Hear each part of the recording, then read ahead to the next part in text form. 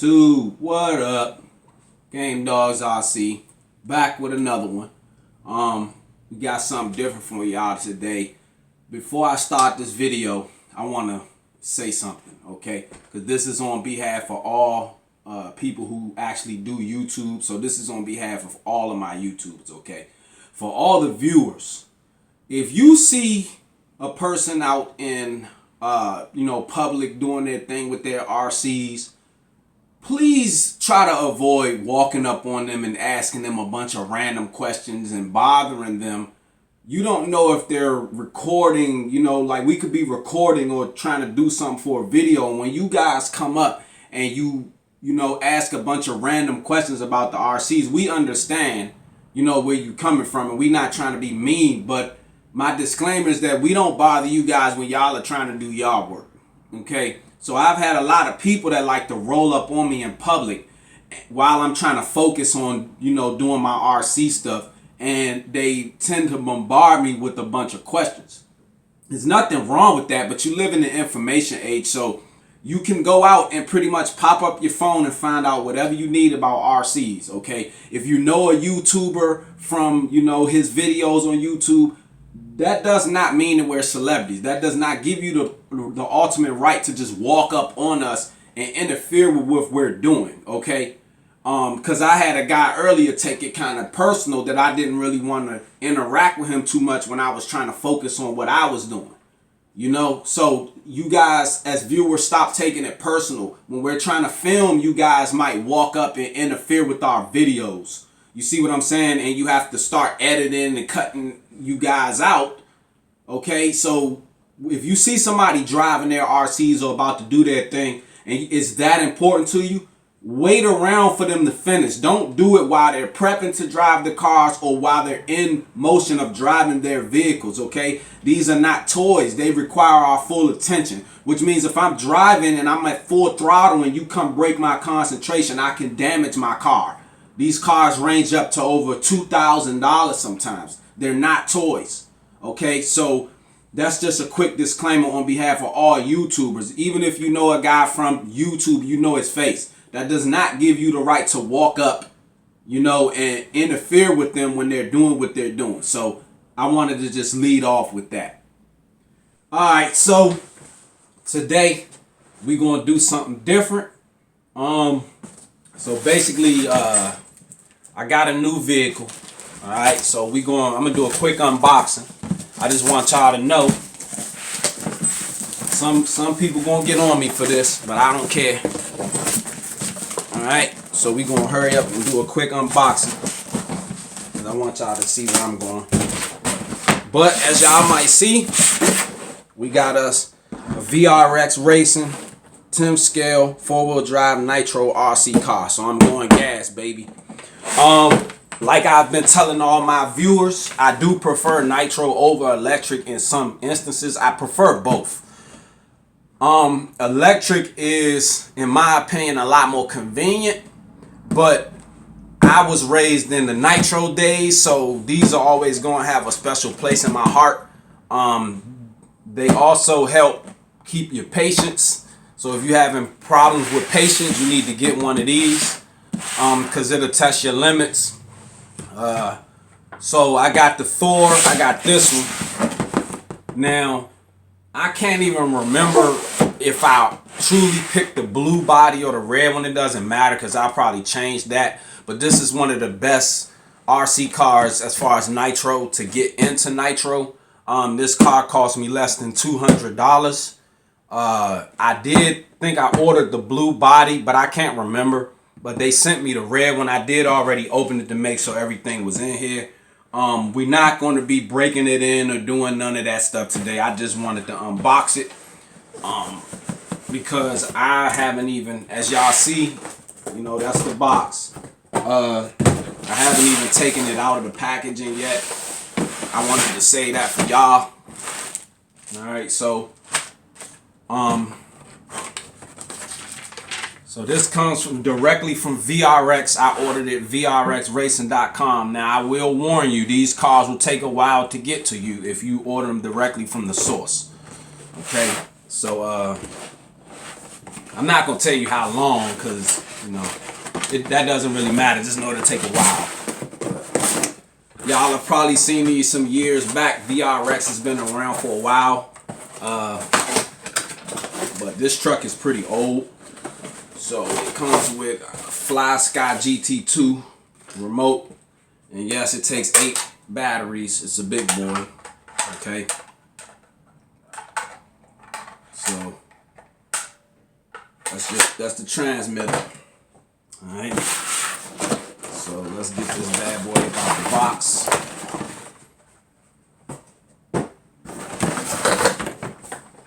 It's a pretty truck.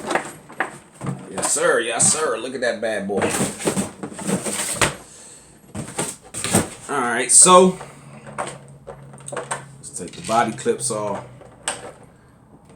Alright, so we got a nice, ooh, these tires look really, really soft on the website, but these are really actually nice plush, thick foam tires. You can feel it.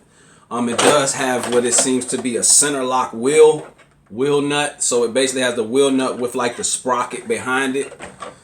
Alright, so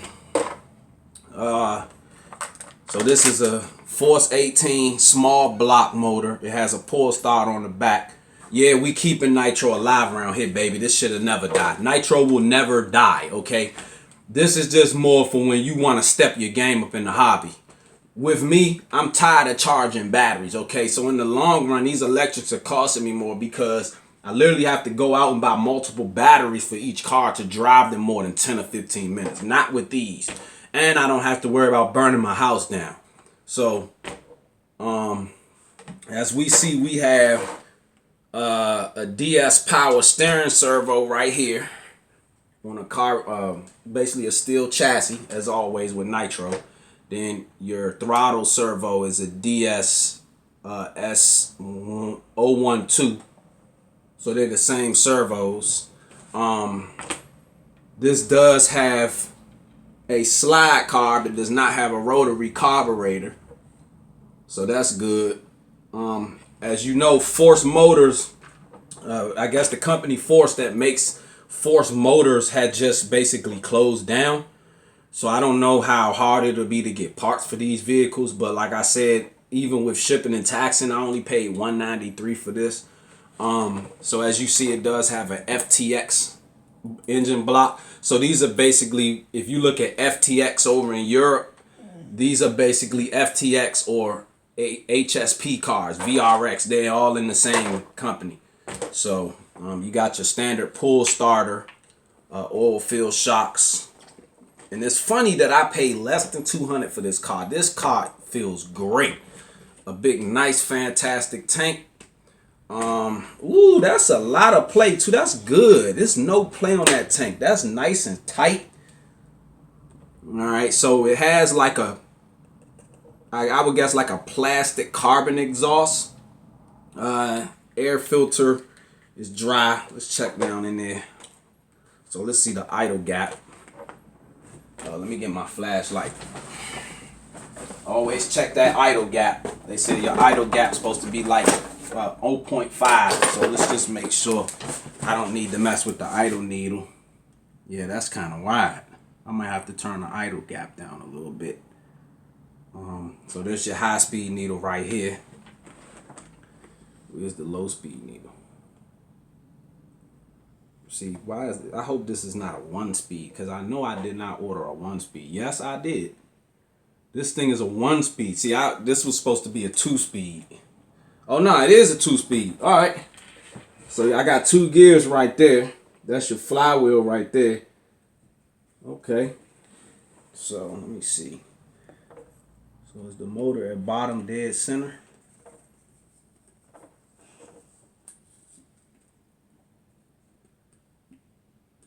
Yep, and it got good compression down in there too.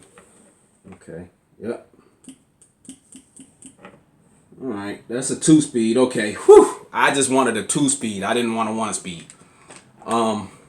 No antenna cap, so I guess I had to get a plastic antenna cap. I want to make sure that's not missing anywhere in the box, but no antenna cap. But everything's looking good. I gotta basically go over this thing because I need to find out where. So this is your high speed needle, but where's my idle speed and my low speed needle at? Okay, so there's my idle needle. On the other side, on the carburetor, where's my low speed needle at? Well, I guess Mr. Perth West OZ, I'll be looking at your videos again because I know you did a break-in on this car. But I definitely need to find the low speed needle on this. But this is a small block, so it might not even have a low speed. I don't fully know everything about nitros, I'm gonna be honest. But all my buddies came up having these cars. So I pretty much know enough about them. I know how to break them in. I know how to start them. I know how to heat the engines up and all that stuff. So I'm not a total rookie to nitro. That's why I bought one of these. I didn't buy a Traxxas. And before we go on, I'll just show y'all some of the goodies that I got for this thing. While we going over it, let me go ahead and pop out some of the goodies. All right, so I got 2 quarts of VP Racing fuel. This is 20% nitro, 9% castor oil in there. Now I will be running this car on 20% for its whole life. That's why I didn't get 16% to break this in and then step my fuel up to 20, because since I'm gonna be running 20% and this just is my first like budget friendly nitro, since this is the fuel percentage I'm gonna be running for the life of the car, I didn't get 16. That way when I step it up to 20, I won't have to retune the motor. Alright, so got some more goodies for this thing. So I got a heat gun, I got a hump pack. This is better so that you don't get runaways, because you don't know when these little AA batteries are going to go dead, and that's the B29 charger to charge the hump pack. Alright, so got a JST connector on there. Alright, and then what else we got? Alright, so now as you may notice, everything that I'm putting right here is simply for nitro, right here in front of me. Everything right there is for electric. Okay, so that shows y'all the difference. So when people like to tell y'all nitro is dead, don't listen to them. These are for serious hobbyists, okay? And I love gas. I'm going to tell everybody, are you going to take a Corvette or you going to take a Tesla? See, y'all keep talking about electric this, electric that. Yeah, electrics are more convenient and faster, but in real life, you're going to take a Hellcat or you're going to take a Tesla. Right, so this is like a meat thermometer. I don't really need that. So I got 6 replacement glow plugs. These are N3 size. I meant to get N4. What I'm gonna do is pull this one out and check the size. Let me put my air filter back on there.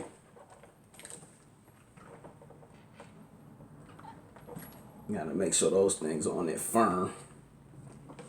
Make sure that air filter's on there firm, no gaps. Alright.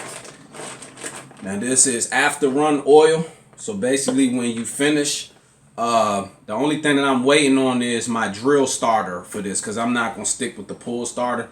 But after you finish running these, I can take the drill starter. I can take the air filter. I take the glow plug out and put a towel right here. And when I run it, I'll push the rest of the fuel out of the block. That's how you, if you flood the motor, it's easier to unflood them with a drill starter, not with the pull starter. So I'm going to pull the glow plug out of here and check the size to make sure, because it does look like an N3 down in there too, because as I said, this is just a Force 18 motor. It's a 0.18, so it's a small block. Alright, so this is my fuel can. Alright. My tuning screwdrivers, my cross wrench, okay, and this is my air filter oil, okay, and this is my glow plug igniter, and this is an metal exhaust that I bought. I'm not going to put this on yet, because I'm going to break it in with this plastic muffler, because my buddy Titan RC, shout out to Titan RC, he told me don't swap it yet, because when he swapped his, it made it a little bit more crazy to tune. So he said break it in with this one first and get my tune right, and then when I change this one, it'll be easier to find that tune. Because as you know, this is a bigger exhaust, it's metal, so it might add more air in there, more power. All right, so that'll throw your tuning needles off. And I got a couple of batteries. These batteries are for the heat measurement gun, for the temperature gun. And I have this cross wrench. I also have a heat gun, so I'm going to heat up my block before I start it. So preheat the block, but this is basically for summertime. I might not even mess with this thing in the winter, because in the winter time it's too crazy to tune these. But yeah, for right now, all I'm going to need to do when I do my first break-in is I have to make sure that the fail-safe is set, which will lock this car closed. It'll put the brakes on if the remote dies, but this thing is still on. It's supposed to have a fail-safe. I have to make sure that works. Make sure that all of my steering servos and everything is fine. But for this to be a budget RC, budget nitro, it's not bad. The pull starters on the back, 4 screws. So I'm waiting on my drill starter. But what I will do is when I change that, I'm going to remove these shocks and the CVD dog bones. That way I don't get in the way of interfering with this. But chrome exhaust into, so the header goes down into the exhaust muffler. So it's not bad. But yeah, this is the VRX Racing Thor 110 RH 1002. I was supposed to have the blue one, but I think they sent me the red one by accident, but I'm not really worried about it. That's what it looks like. It's not a bad looking vehicle. Like I said, 2-speed metal chassis. This is one of VRX's oldest platforms. But if you're looking to get into nitro, go ahead and order you a VRX or a HSP. These are a little bit more beginner friendly, but you will have to do your research, because like I said, when you get into nitro, this is not a plug and play like electric. This is real engines, and you got to be careful where you drive these. You could disturb neighbors, you know, so it's a lot to having gas cars also. So yeah, this is just a quick unboxing, man. I'll see y'all in the next vid when we get to breaking this thing in and getting it on its first runs. But this Game Dog I'll see y'all in the next one. Like, comment, and subscribe. Thanks for watching. Peace.